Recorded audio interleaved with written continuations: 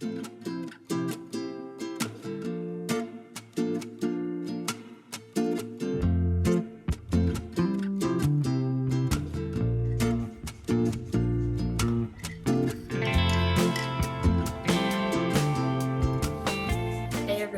is going to be a quick video sharing with you the homeschool curriculums and kind of basic setup that we have in our front room here, which is where we do homeschooling and where I have our office supplies, and it's just kind of a bit of a flexible and recreational type room for us in our home. So this little white cabinet that you see behind me, this is where we keep my daughter's everyday kind of school curriculums and the materials for the subjects that we focus on with her. I'm going to be diving a little bit deeper into lots of homeschooling topics in other videos, so stick around for those. If you are interested in homeschooling, or maybe you're getting started homeschooling, or maybe you've been homeschooling for quite a while now and you just want some like ideas, inspiration, tips, resources, that sort of thing, definitely check out this playlist right here where I'll be keeping all my homeschool related videos, and check out the link tree in the description of this video. I'm often making free printables just as I want to use them with our own daughter, and also in our homeschool co-op, which is another thing that you'll be learning more about as you continue watching this channel. So if you don't want to miss those kinds of videos, please do subscribe, interact with me in the comments. This video is just going to be kind of a look at the curriculum that we're using. Right now, where we're at in homeschooling with our daughter, she is 5, coming up on 5.5. So she's about that kindergarten age as far as the curriculum that we're using and some of the things that she's learning. The main things that we are working on with her right now are language arts. So reading, writing, spelling, letter sounds, things of that nature, as well as math. So numbers, some basic adding, basic subtracting, counting, and then also Spanish too. So if you watched my video on how we have our kind of homeschool system in place as far as how we stay accountable and reaching goals and keeping track of our progress, then you'll have a better idea of kind of how we go about each homeschool lesson in each homeschool day, kind of in general. Let's just get into the curriculums that we're using to touch on the subjects that we prioritize most and that we're really diving into with our daughter. Let's crack open the drawers we have over here in the homeschool cabinet. Okay, inside of drawer number 1 here, we have a couple things. First is I'm learning the alphabet. This is my free printable that you can download through the link in the description. I have this printed at FedEx. You can have it like spiral bound or bound however you like. I just hole punched it and tied it together with some string that I had. But this is the second time that Jade is doing this, and I'm really just doing it, or having her do this printable so that she can just get the letters down better and have some practice with writing them, identifying them, working on sounds, things like that. So if your kid is just learning like alphabet, letters, sounds, identifying, that sort of thing, this would be a really great free resource for you to download, print, and use. Another thing that I put together kind of on a whim as I realized our daughter needed a little bit more help with identifying different letters, and in particular letters in different fonts, because you know there's the letter A has like 3 different looks or styles that it can look like. So sometimes she would come across a certain style or font and she'd be like, what on earth is that letter? That's the letter A. So this alphabet and, you know, up to 25 number chart here. We also have our vowels. I guess the letter A kind of has 4 different looks to it, but even the letter G or the letter W, like they kind of look different sometimes. So, but we have our vowels kind of marked out because she's been working on vowels, but this is just a really good kind of reference tool for her. So when she's thinking of a certain letter, she can sing through the alphabet and going one by one as she goes and find the letter she's looking for, or kind of reverse. If she's looking at a letter and doesn't know what it is, then she can go through the alphabet, and when she lands on one that looks like that, she knows what it is. I hope that makes sense, but that's been a really helpful tool for us. that I just made, and you can very easily do the same. But our language arts and literature kindergarten curriculum that we're using is from The Good and the Beautiful. I just went with this one because it's the one that I've heard about the most ever since I started looking into homeschooling my kids, and that was even before I ever became pregnant and had kids. So this is just the one that I heard about the most, and I've really been liking it. I like that you can just open it up and get into it, and the lessons, we're not even this far. We're on let's see, we are on lesson 6.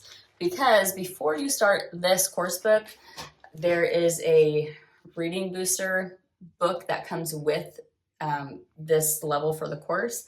And in the very beginning of it, there are some things that your kiddo ideally should have mastered. And so we've been working a lot on this one, and I think she's pretty much mastered it. So we've been reviewing this as needed, the master things in the beginning, and doing some of these as we want to do language arts and literature type lessons. And again, if you check out my homeschool system video, you'll see that we get into it in a very child-led way. Jade, can you please let Max in? Let Max in, please. Thanks, babe. All right. And then, that's okay. And then it also comes with these Reading Booster A books, and they just, the course prompts you when to read the books and things like that. So it's really easy to just kind of follow along and open it up and get started, especially once your kiddo has mastered this. Make sure you do that first. In the second drawer of our curriculum cabinet, we have our daughter's Adventure Bible. This one is really neat because there's lots of little prompts and extra things inside of it that are geared towards kiddos. I got it on Amazon, and then I haven't finished it yet. I kind of just made some worksheets that are biblically oriented, that sort of thing, that we have a few just in her drawer here that every once in a while, if she feels like doing a faith-based lesson, then she can draw from those. And yeah, there's still more that I need to make for that printable, though I do have some other Sabbath lesson, kids Sabbath lesson printables that you can find through the link in my description.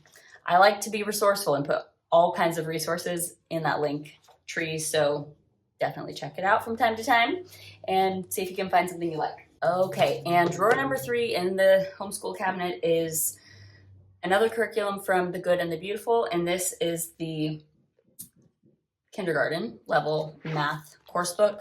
Looks like this. We will be starting lesson 9 the next time that she chooses to do a math lesson, and it comes with a little kit here that has some supplies in it, which is nice for some tactile engagement with the lessons. They're pretty neat. In the 4th drawer of the homeschool cabinet, we have our Spanish curriculum and resources that we like to use. The curriculum I decided to purchase for Spanish is from Yamita's Spanish, and it looks like this.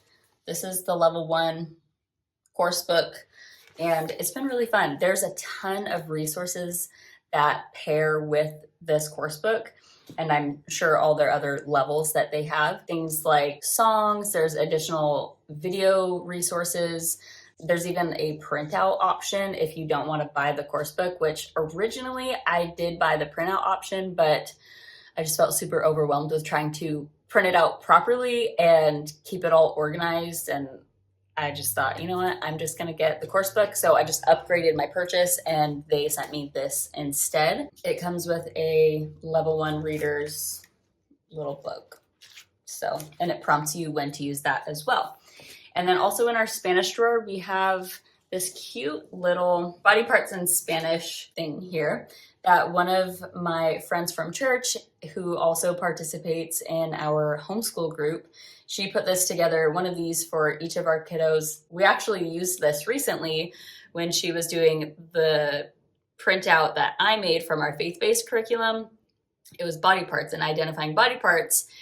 But in order for her to have something to copy the words, I thought, you know what? let's do that with this, and you can write them in Spanish. So it counted as a faith-based lesson and a Spanish lesson, which was nice. We kind of combined them. And then we just have some like Spanish, English flashcards with my handy dandy plant marker stake that I use as a pointer, which if you ever find those, they're great for pointing things out instead of using a pencil or something like that. And our naturopath gave us this, which was cool. She had some books she was getting rid of because she also homeschooled. She's been coloring in some of the pictures in Spanish. We haven't used this very much, but every once in a while, if she feels like just doing something a little extra, she'll kind of go and pull that out. Then the bottom drawer of our curriculum cabinet is just some art stuff. We have other crafting and art supplies and painting stuff in our garage, but this drawer is just stuff that she uses on the regular, and I'll show you what that looks like. Mostly scraps of printer paper that she had to buy from me because she will blow through it like as fast as I can give it to her. She's got a little composition notebook there, a clipboard, some other little artsy things down there. So if she's feeling creative, she can do that. We certainly have other materials that we use kind of regularly. We have games, we have a couple puzzles, we have a cubby with books in it, and we go to the library. So we have other resources and materials that we use, but as far as curriculum and our main focus goes with homeschooling, that's pretty much what we are utilizing currently. And coming up really soon, and I'm so excited, is the next session of the homeschool co-op that I organize. It's been really fun to go on field trips with other people in the community, getting to make new friends, different biblically focused lessons for the kids and projects. I just encourage you that if you are homeschooling, if you're just getting started, or if this is something that you're thinking about doing in the future, keep it simple. It really doesn't need to be complicated. And one of the most beautiful things about homeschooling is that it isn't school. You're not in a classroom for 6 hours throughout the day. Really, you can tailor your education that you're offering to your child to suit their needs, to suit where they're at, to suit their interests, and to really facilitate their growth and development with certain skills and certain passions that they might have or develop. Don't feel like you have to replicate school at home. We only dedicate throughout the week, each day, we have like one set hour of homeschool time, especially with the age that she's at right now. We don't even usually fill up that whole hour doing homeschool lessons. At a certain time each day, that's when we're really starting to get into that homeschool gear. We're doing a lesson, we're doing some sort of engaging activity with each other that's teaching her new skills, helping her to learn to read and to write better, and all these kinds of things. Just make it easy on yourself. And I know that our family dynamic is not the same as everyone else's. So if you have kiddos that are older, or you have more kiddos who are homeschool aged, that's gonna just look different for you, and that's okay. So if you need to implement a little bit more structure or leading your kiddos in a more direct kind of way, it's okay to add more structure and say, okay, we're gonna sit down today and this is the math that we're doing. Or having a set day each week that this is when you do math, or this is when you do reading, or this is when you do whatever it is that you want your kiddos to be working on. But then also just remember that when the snow falls, go to the park and go sled down the hill. That's what we did today instead of focusing on homeschool hour. And it was just the perfect example of what homeschooling can be. One of the reasons you might homeschool is so that you have flexibility in your day, in your lifestyle, and that you can help your child to have a very well-rounded education. And education doesn't just take place in a classroom or a classroom type setting or with curriculums or anything like that. Yes, those things have their place and they can be very important, and I think even essential to a very balanced learning experience for our children. But again, one of those beautiful things about homeschooling is that it opens up the world to being your classroom. And when it's necessary, you can just go outside and you can find things to learn about. And that's a really soul satisfying way to pursue education with your children, I think. So that's going to be all for this video. I think I covered everything that I wanted to cover, and hopefully it was pretty clear and concise. If you have any questions, please do leave them in the comments. I love reading your comments, and if you'd like to see more videos like this, let me know what you're interested in hearing about, and I would be happy to make videos in the future on those topics and answering your questions. And please click the subscribe button. And if you're inclined to turn on notifications, that would be super awesome too. I'm just really eager to grow this community around homeschooling and motherhood and parenting and healthy Christian lifestyles and relationships. We're about to get picked up by the husbands who secretly got let off of work early today, and we're gonna go sledding. You'll see me in the next video. Until then, take care.